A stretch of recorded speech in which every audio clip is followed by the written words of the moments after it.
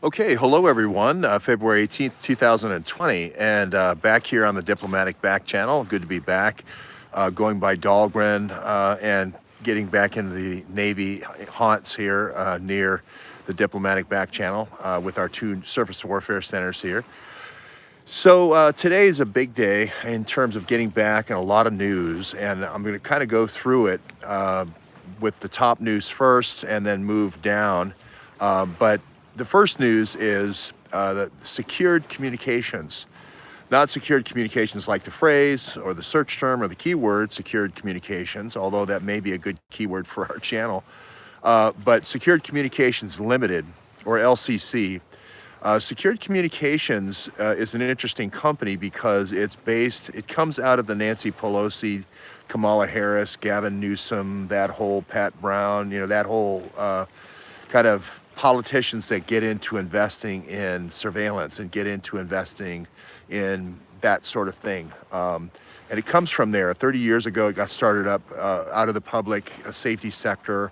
It was a company that was working a lot with Blackberry at that time. And so Blackberry really kind of took off in public services first in the Bay Area. Don't know why, if it was just because it was Silicon Valley. I don't know if it was because of the Incutel money that Sue Gordon and others were pouring in. But I remember attending a lot of things in Golden Gate Park and so forth that were global summits on messaging, and BlackBerry owned the market at that time. So the initial public service and public safety companies like the California State Police and the city of San Francisco with Willie Brown and all those, they got the lock on the market. They became the bellwether reference accounts and would fly people in to tour the communications and so forth. So this secure communications they're down there on the Embarcadero right there on the San Francisco Bay, looking out toward the Bay Bridge on one side and the San Francisco Golden Gate Bridge on the other side, very closely connected to Pelosi and Gavin Newsom and, the whole crew out there. With the Browns and the whole history of California politics. And that, and Feinstein being the mayor there at one point along the way, I can't remember exactly when, but she was a big advocate of this. Her husband obviously was a big investor in these kind of technologies as well. And so ever since we got the BlackBerry, and this goes back almost 3 years now, we've tried to identify what is this SCC. We knew about Gaunter. Every day we get a little bit more information about Gaunter and Concannon and the tools they use and that sort of thing, his Navy background and so forth. He advertises quite a bit. But the key was, what is the SCC? Is it the Secure Communications Center or isn't it the Secure Communications Center? And we really asked that question, I think, going at least a year when we were looking at the Blackberries. But Secured Communications does make a Secured Communications Center. The only difference between the European product and the American product is the English spelling of the word center. But more importantly, I've put out several interviews with a Secret Service agent named Ray. You may have remembered him talking about how Condoleezza Rice was using the secured BlackBerry. The Biden BlackBerry, obviously, with the 30-year friend of Joe Biden. We still don't know if it's Bill Taylor or not, or a relative of Bill Taylor, or somebody who currently works with Matt Gaunter at Communications. Definitely develops software and did the actual upgrade for the Secret Service when the Secret Service bought secured radios that didn't work. And they do everything. They encrypt text messages, which you would need, obviously. They encrypt voice communications. They also encrypt the files that I might send you. So it really is kind of this end-to-end communication. But they also, when I found out, they also did Obama and Jack Lew and Dennis McDonough and all the people that would have been around Obama. And again, this is not using the standard phone, but they have developed proprietary technology. And again, we don't have all the facts of the Teneo phones. But what I'm saying now is it really looks like Secured Communications is working with, again, Dmitry Alperovitch is not going to put his name on the front of the Secured Communications BlackBerry, the technology and the cryptography is going to be coming from somewhere else. The secured communications is more like the general contractor, but it's looking more and more like secured communications. They do Five Eyes Counterterrorism Center, they do the Navy, they do the Army, they do the Marines. And again, when you get above top secret, secured compartmentalized, we also had to find a vendor who did that work as well. Because there's no use talking about Libya, Syria, or any of these other covert actions where these things are planned if we're not talking about top secret SCI type environments. And they do those environments. So that was big and important. So closely connected with Schiff in this kind of cabal, so closely connected with Bijan Kian. In California, so closely connected with CIA in QTEL. This is also the provider of the FBI.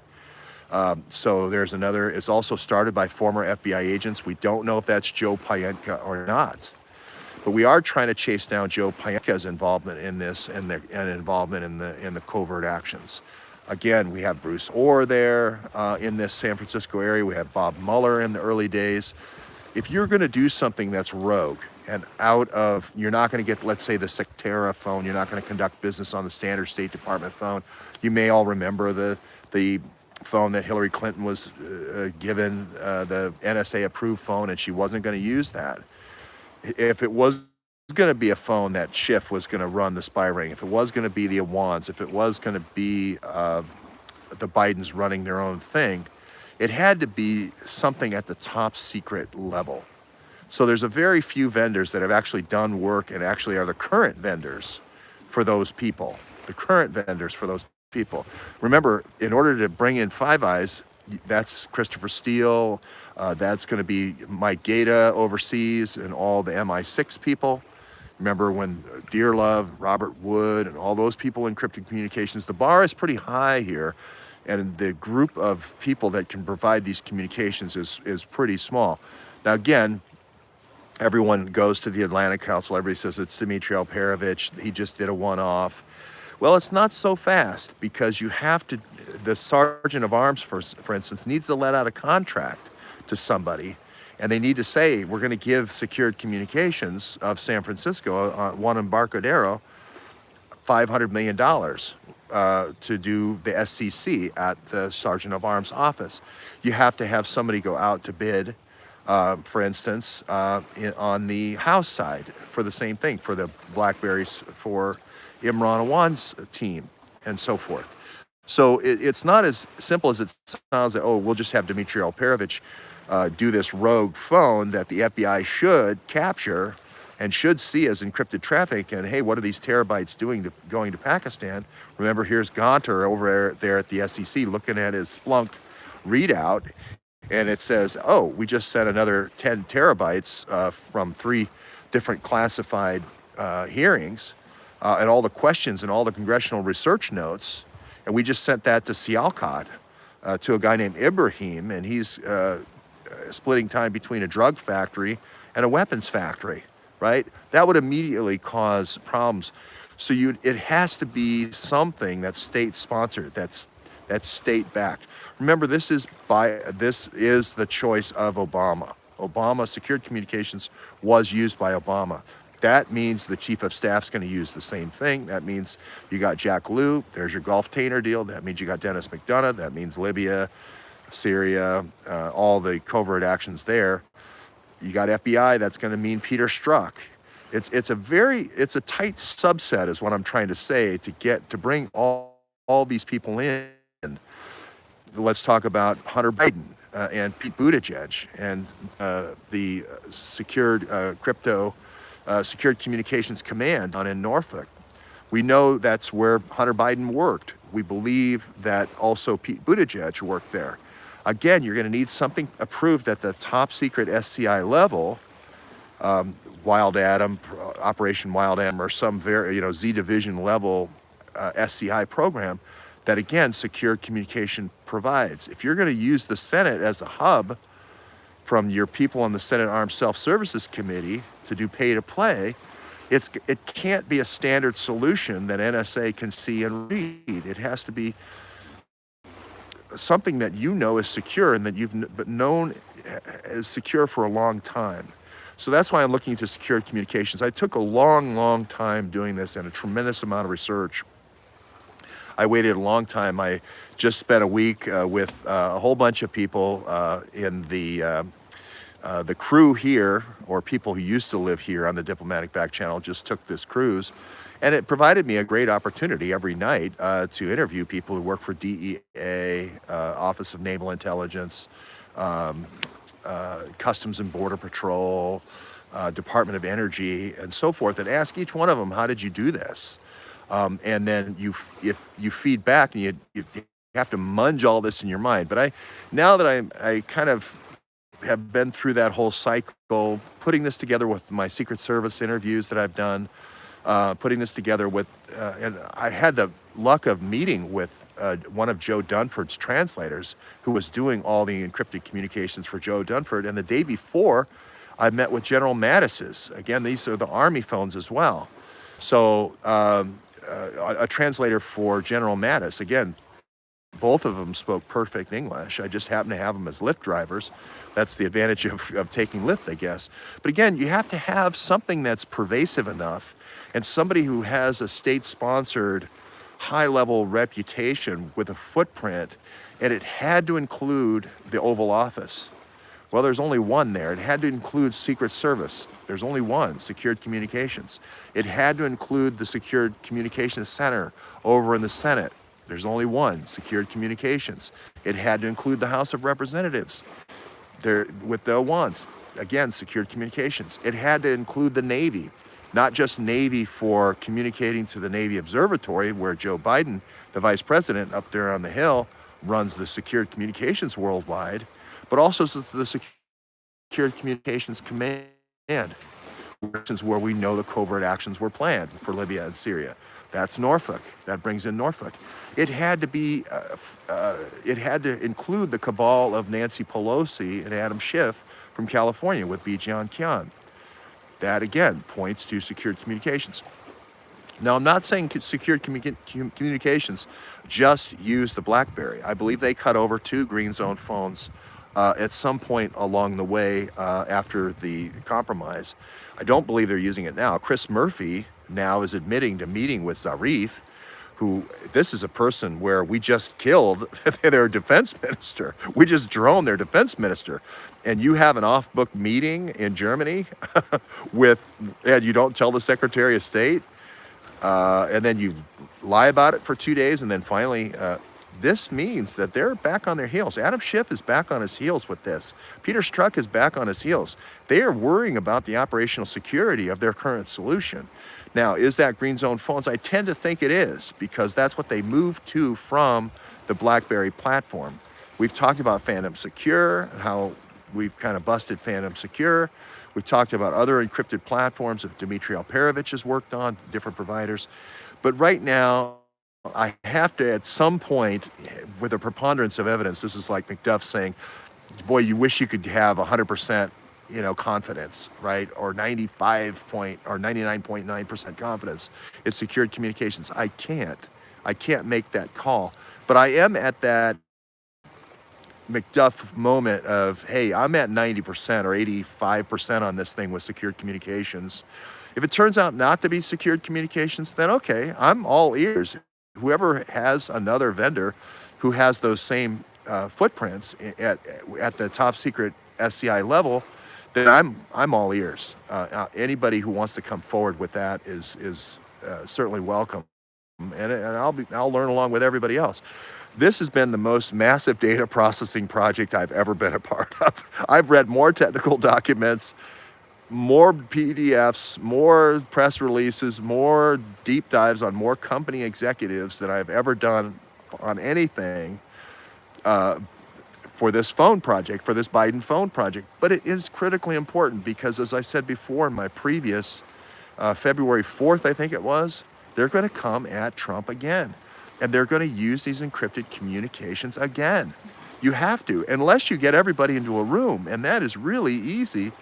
If you have human intelligence assets and other types of assets that give electronic intelligence, it's really easy to see when everybody meets in the same room, especially when you're talking not so much for if a whole bunch of senators are caucusing or House members are caucusing.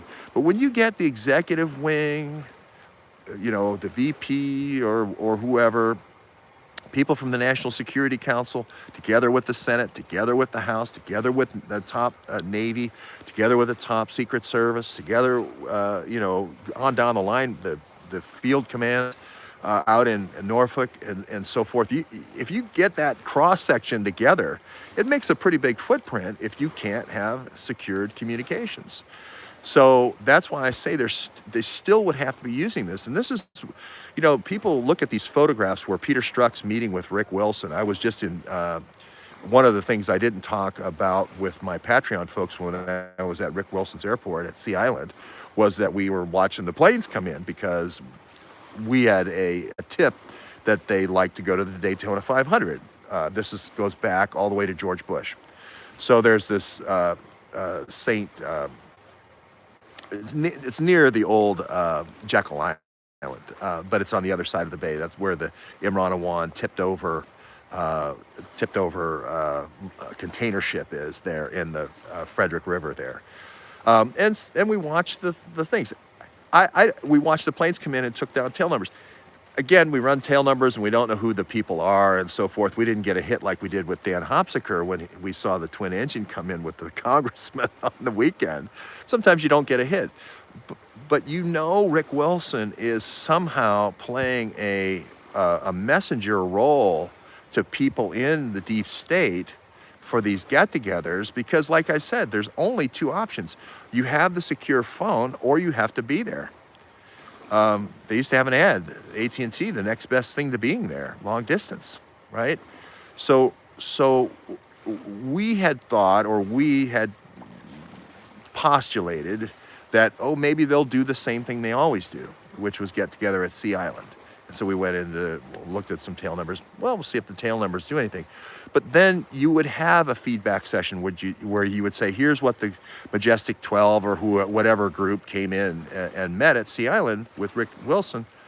You would have a download where you would talk to Peter Strzok. And then Peter Strzok would be working with his rogue group inside the CIA and rogue group inside the FBI. And they would be talking about, hey, well, I don't know. This next article of impeachment isn't going very well. I think maybe, the Health Alteration Committee is the next thing. The Bissell route is the next thing.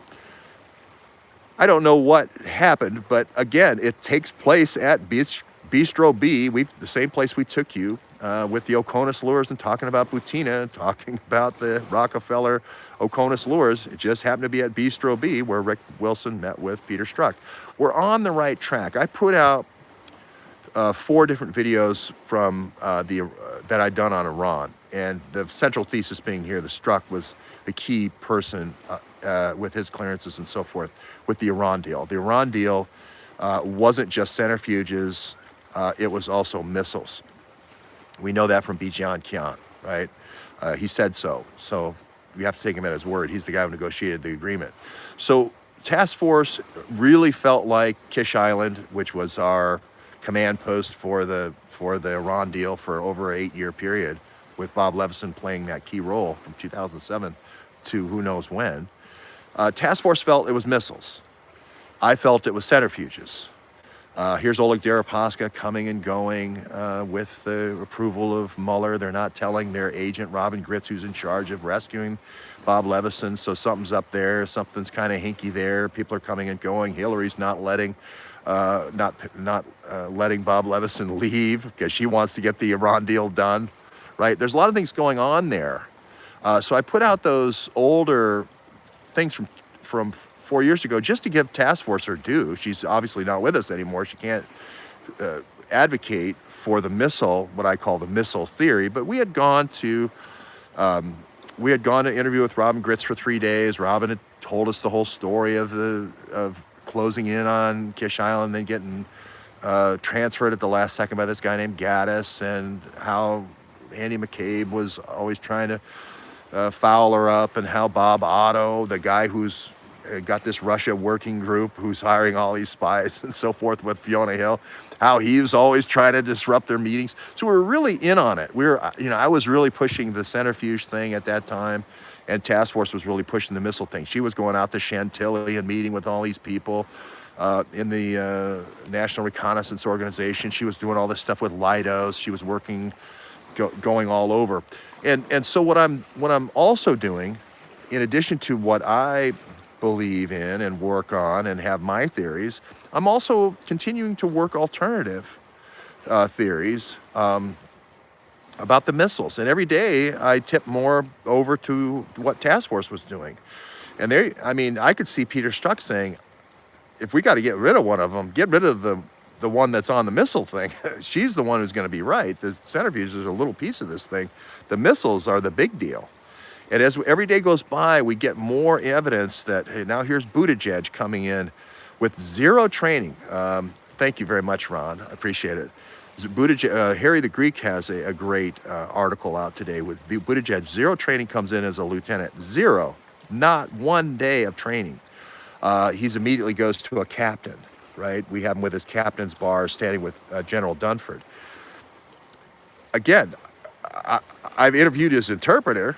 Berge worked in the ISAF HQ command headquarters, right next to General James Jones, right next to McChrystal, right next to Flynn, doing their secured communications on Blackberries. We're not talking to the wrong people, okay? We're talking to the right people. So, we're around a solution. But as I said yesterday at the Joint Special Operations Center, these are covert operations that are not obvious, and you have to keep digging and keep thinking and keep moving forward toward a solution. So, every day that goes by, though, it makes me think of the missiles, because Libya was even though Libya got their independence in 74, let me back up. I misspoke. I meant to say Malta. Even though Malta got their independence in 74 and Cyprus was divided in 74 and became a NATO sinkhole for money, right? All the actors in the takedown of Trump are poured into these places. There's a big story out with Massoud out of Malta today that I'll get to in a second. It looks like Pete Buttigieg may have spent a great part of his youth in Malta at all the universities, not just one, but several of the universities. Malta was a very key strategic, even though it broke away in 74 and got their independence, still is a very important outpost for the British Navy. Still was a very important outpost, a command center, if you will. It was the command center for NATO for attacking Libya. Pete Buttigieg, there's on paper, it looks like he's at the Pakistan-Afghan center. On paper, again, that's Derek Harvey, again, working again with all of our informants, all of our IP addresses. I published Pyeoncha's IP address today as well, by the way, which also maps to the Columbus Defense Information and also Fort Huachuca. And Fort Huachuca is looking like the exfiltration point for these missiles. So in Chicago, there's a strong connection to Bill Priestap in Chicago as the head of this NSD, as the head of the potentially of the cabal. So we're looking at that with Harry the Greek. But Harry the Greek's closing in on, hey, none of the budget may have come, the money for Pete Buttigieg in Afghanistan may have come from that program. But Pete Buttigieg was in the Horn of Africa with Task Force Orange. Pete Buttigieg was over in Malta, making trips over to Tunisia. We have him at the language school in Tunisia in 2013. I don't know how many years he spent there. They don't want to obviously say he was there in the preparation for the invasion of Libya. But I see Connie Bevan also is doing a great job of doing all the transcripts and all the work there. And I just saw another one go up on her Patreon. So, and all these folks are doing their part. Mark Kulak did a fantastic series, if you haven't seen it, about Adam Schiff and his father's intelligence background and his father-in-law's intelligence background with MI6 in Africa. Again, all these same places: Libya, Syria, or Libya, Egypt, etc., Tunisia, all in Africa. German submarines, in Italian submarines in the Mediterranean. It's just this constant reinforcement of what we've been doing. Harry the Greek obviously doing the Pete Buttigieg angle. Connie doing a lot of transcript work. Transcripts are important because then the stuff is searchable all over the world by reporters and researchers. John O'Loughlin has done a great amount of work. Every time we have a trial, I always go to John and ask John the question. John does a tremendous amount behind the scenes that people don't see, but for instance, I'm going to ask him about an amicus brief today, or probably tomorrow, for the court for Amy Berman Jackson. Again, he goes to the court, he goes to the trials with me, he looks and sees things with a very trained eye. He was the one, along with Harry the Greek, that picked out the Butina inconsistencies. Hey, what's the retired guy doing here as the key person giving evidence? That looks fake. It would be somebody who still has a badge. How is that the star witness? You know, picking out anomalies. Right away in this Roger Stone case, the most glaring flaw was the prosecution's whole foundation. I'm not talking about the prosecution's, one or two of their main elements of their theory. I'm talking about the whole foundation of their theory, which is that Roger Stone lied about who the back channel to WikiLeaks was. That's the foundation of the prosecution's case. Larry Klayman, the lawyer for Jerome Corsi, has told us that it's the foundation of the case. So when they didn't call, and Larry Klayman, the lawyer for Jerome Corsi, has said that the prosecution and the defense subpoenaed Roger Stone. Obviously, Trump's did, 11 pardons today, including Blagojevich. I wonder if Martha Stewart's going to be in that group. And I think this is leading up to, I'm not going to pardon Roger Stone. I'm going to let you guys hang and swing for this vexatious prosecution of Roger Stone. So I am moving through the things, but I'm talking about all the people that do stuff on Patreon that contribute to this effort. And I'm just kind of like the PTA spokesman here for the big group here. So support everybody, because it's important to be able to say, hey, I want to file an amicus brief, and that I have knowledge that this person is not who he says he is. Jerome Corsi's not who he says he is. He's an FBI informant in this deal. The reason he didn't get prosecuted by Mueller, the reason why they didn't call him to the witness stand, was a glaring error. Total foundation of the case, not to call that witness, is the biggest miscarriage of justice, both from the prosecution side and the defense. It's unheard of. Your foundation, you don't establish your foundation. I mean, this is like Law 101, right? And there are other YouTubers out there who want to appease Jerome Corsi, and they're trying to, run smoke screens today. The sentencing's tomorrow, not tomorrow, it's Thursday at 10 a.m. So I have a day to decide whether I'm going to do an amicus brief. But we established a long time ago, way back when we were meeting with Roger Stone, Lee Stranahan and I and Peter Duke were meeting with Roger Stone, keeping the New York Times waiting, that the back channel was Randy Credico to Margaret Ratner. That is in keeping with all the evidence that I saw presented. Again, there's a lot of pundits out there on YouTube, but none of them went to the trial. Again, I went with a trained attorney, okay, a Georgetown trial attorney who could look for anomalies and said, hey, what's going on? The first thing a lawyer does is lay the foundation, just like a builder. First thing you do is prepare the site, you level it, make sure it's not going to sink, and you throw some concrete in there. You lay your foundation, right? To lay the foundation, Jerome Corsi's the back channel to WikiLeaks, and have nobody challenge that is just the most ridiculous thing you could possibly imagine. Thank you for all the super chat, by the way. We scoured the internet and found that Margaret Ratner said she visited with Julian Assange. She said she visited with Julian Assange before the election. Multiple times. Now, she may be unwittingly bugged, sending her in to talk to Julian Assange about legal matters and present briefs and so forth, and she doesn't realize that she's bugged. That's what I believe the case to be. Then they were using that information to feed it to Randy Credico, to then feed it to Roger Stone, to give the appearance to give the appearance that Julian Assange was cooperating, to give the appearance that they could make an agreement about a conspiracy, right? The reason why I believe that they brought in this canard of Jerome Corsi, which makes no sense whatsoever, wasn't involved, never went to Rome, never met with Julian Assange, never even met with an intermediary, had one or two phone conversations with Ted Malloch, but Ted Malloch, again, along with Randy Credico, the closest they get is to a place, a phone box outside of the embassy. And again, I've talked to Lee Stranahan, who went to Belmarsh prison after he was there, talked to Cassandra Fairbanks, who had several meetings with, in-person meetings. So I'm not speaking about something that I don't have personal experience in. And all signs to me point to Margaret Ratner.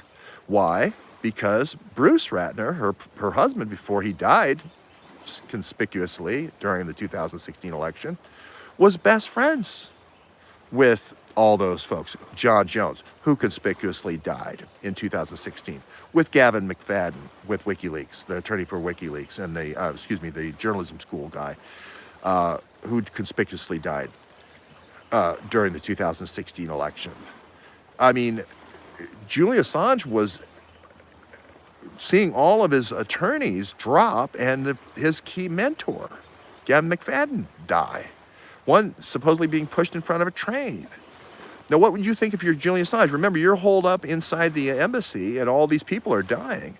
And here comes the wife of your last living contact, which was Bruce Ratner. Remember, this woman used to be married to Kunstler, who was one of the top civil rights lawyers in our country's history. So you're going to tell her everything. She's your last glimmer of hope to the world. You don't know anything else about the world. You have general internet communications, but you don't have secure communications. You don't have an scc.senate.gov Gaunt or Blackberry that you can fire away messages and talk to all your friends. You're relying on this pinhole, this peephole, basically, this Margaret Ratner of everything. So you're going to tell her everything. Here's this, here's that, tell this person that. And that's exactly where that Pietka and all these folks and McCabe wanted him. They wanted him to be in a desperate situation so that he would make a deal, that he would enter into a conspiracy with Trump or whoever won the Republican. That was a setup, right? They were setting up both ends. They wanted to take down Julian Assange, but they also wanted to take down whoever won the Republican nomination. That was the plan. That was McCabe and Pietka and Strzok's plan, right? So the reason why they introduced Corsi as sort of a rodeo clown now is to protect that artifice, to protect that modus operandi. They don't want you to know that they played both ends against the middle. They don't want you to know that they brought Julian Assange within, to a state of despair. They don't want you to know that they bugged Margaret Ratner when they sent Margaret Ratner in there. Margaret Ratner, they don't want her to find out that she was bugged. Because if you start producing all kinds of confidential communication from their meeting, she's going to quickly go, hey, wait a minute, how do you know that? I never told anybody that. You bugged me. You bugged a confidential meeting with a lawyer who Julian Assange believed was his only thread to the outside world. Okay? That's why they introduced Jerome Corsi, the rodeo clown, right? And they're hoping that everybody buys off on that. And the most obvious thing was, if you're watching this and you know the history of all this, it seems like, okay, Pietka, McCabe, Strzok, they set up this intercept, this thing called Secure Drop with Bradley Manning. Okay, that got all the people that were dropping secure information to WikiLeaks, and they could go CrowdStrike them with Dmitry Alperovich. They could go to whatever organization leaked and had the leaker, and then they could go CrowdStrike them. Interceptor generals, right? We know that. But what about people who do human intelligence? What about people like me who go to the Ecuadorian embassy in Quito and drop a thumb drive? How do we get into those diplomatic pouches? How do we breach that? There's a whole bunch of ways, and it never gets to London. But let's just say that there was somebody going there personally and doing a personal envoy and personal communications. How would you breach that communication? Well, you put in a person that they trust. and you bug the person they trust. You put some kind of listening device on. We know people used to say it was conspiratorial at the beginning of this whole thing that people wore a wire. Now we're trying to find somebody who didn't wear a wire in the 2016 campaign, right? Is there someone here, that didn't wear a wire? So that whole thing is gone. We know that Rod Rosenstein, everybody and their brother wanted to wear a wire for Schiff and Strzok and McCabe. But they didn't want Margaret Ratner to figure it out. That's why Randy Credico jumped down the throat of Roger Stone's defense attorney. You should have seen it. It was like he was going to come to blows. He was going to come out of the witness stand and beat it. And this is Roger Stone's lawyer is just an old, really nice old man, very soft-spoken, beautiful with the jury. He reminded me maybe what John would be in 20 years, McDuff. He's just a Southern gentleman, a Virginia gentleman, unctuously moving around the court, explaining everything in just the simplest terms, really getting that affection with the jury. And he totally ripped apart the theory that Jerome Corsi was the back channel to WikiLeaks. And so that's what surprised me, because I had gone to Tyler Nixon, who was associated with the Stone defense team, but not sitting at the bench. He was sitting one row behind, and said, Tyler, you have to call Margaret Ratner. She doesn't understand yet that they planted the bug on her. As soon as that comes out, this thing blows up. It's a mistrial. You lied to the court. It's the FISA thing all over again with Carter Page. You lied to the court. It's fraud on the court. You again introduced evidence that wasn't obtained the way you said it was obtained, which is, again, anybody knows an officer of the court is fraud on the court. Same thing with all the FISAs, with the 4 FISAs of Crossfire Hurricane, with Manafort, Flynn, and Papadopoulos and Page, of which they've only told you about one of, and it's one very late in the game. But all 4, beginning in March, actually were FISA'd, right? So, or at least they were going to make FISAs if they ever got called on it. So that's what's happening here. It's very simple. You have an unwitting person. The reason why Credico jumped out of the jury box and almost strangled the Roger Stone defense lawyer, I was in fear of his life. Ask anybody who was actually in the courtroom and saw what Randy Credico did. They were in fear for the old man, that Randy Credico was going to hurt him. That is outrageous behavior for a witness. Ask anybody who was there, who saw it. Ask Larry Klayman. Larry Klayman was there. He saw it. Outrageous behavior. How Amy Berman Jackson didn't censure him immediately, that's contempt of the court immediately. I was surprised the bailiff didn't taser Credico. I really was. If he would have been tasered, there would not have been one person, even from the most liberal news outlet, that would have been surprised for Credico getting tasered. Okay? So okay, then they brought in, so Credico's done with his histrionics, and then they bring in Steve Bannon. And then Steve Bannon comes in and says, well, our go-to guy for WikiLeaks was Roger Stone. He's getting sentenced tomorrow, and he's looking at 9 years. So I'm spending a little bit of time on this because I would want somebody, maybe it's not the most popular discussion I could go do. It's not like getting eaten by a shark. Well, it is maybe kind of like getting eaten by a shark. It's the DC Sharks. But